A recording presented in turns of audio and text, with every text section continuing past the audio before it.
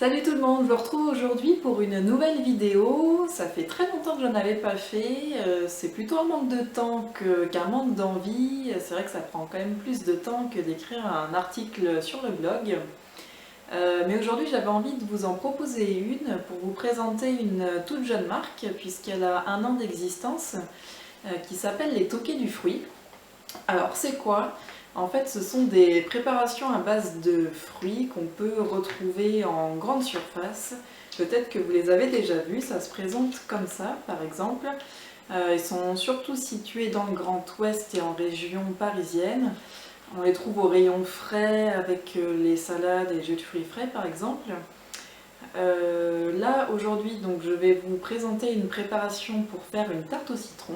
Donc je pense que ça va en intéresser beaucoup d'entre vous. Mais ils ont aussi des préparations pour faire des crumbles, des verrines et même des confitures. Alors on passe en cuisine. Voilà, donc on est maintenant en cuisine. En fait, donc la préparation est vraiment très simple, vous allez voir. Il suffit de verser le sachet dans une casserole. Voilà, donc la texture est assez épaisse.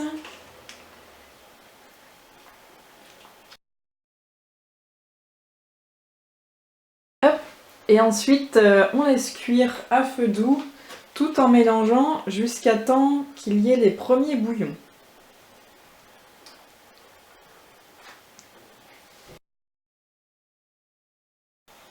Voilà, donc on commence à voir les premiers bouillons. Donc la préparation est devenue un peu plus liquide.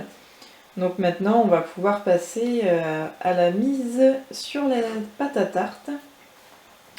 Alors moi j'ai choisi de réaliser des pâtes sablées sans gluten, issues du livre Cléa Cuisine. Maintenant, soit vous pouvez en trouver des toutes prêtes dans le commerce, mais réaliser soi-même c'est quand même meilleur.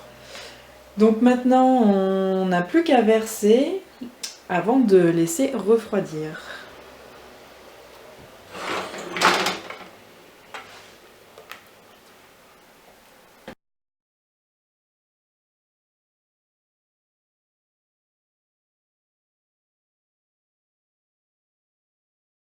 Donc une fois versé, on lisse pour avoir une belle présentation de notre tarte au citron.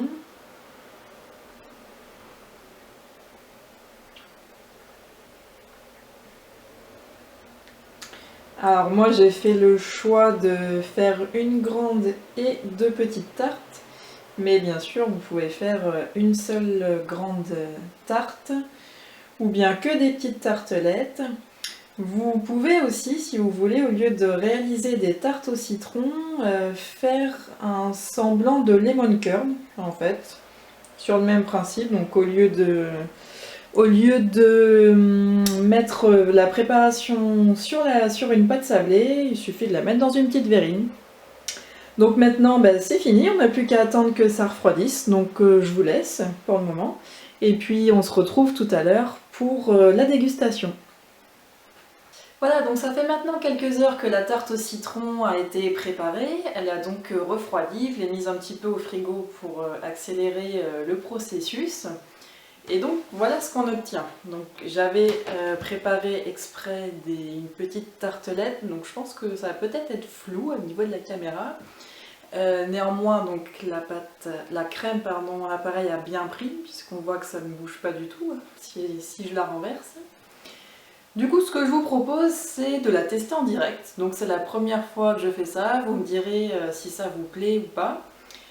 Vous pourrez retrouver sur le blog une autre version avec des amandes effilées de poser par-dessus. C'est une suggestion que les Toqués du Fruit proposent sur leur sachet. Moi, je préférais pour le moment de tester la version nature pour avoir bien le goût de la crème au citron. Donc c'est parti, on y va. Alors, la pâte sablée est bien dure, elle est bien cuite. Donc là, j'ai que de la pâte.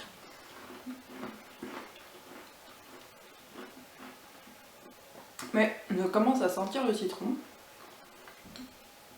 Je vais attendre une autre bouchée.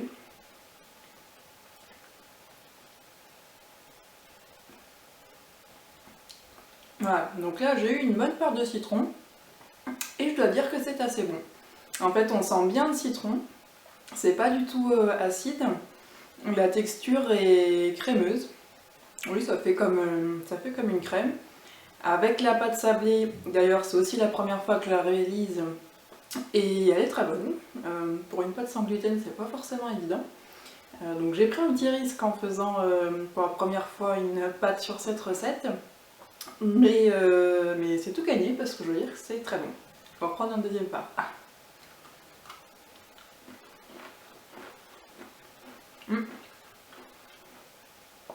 Oui, c'est vraiment une réussite. Je vais finir quand même. Donc du coup je vous invite à retrouver le test complet sur le blog. Il y a aussi, donc comme je vous le disais en préambule, un crumble, les confitures et des petites nouveautés du pur fruit que j'ai également testé. Donc je vous invite à aller voir ça directement sur le blog. A bientôt!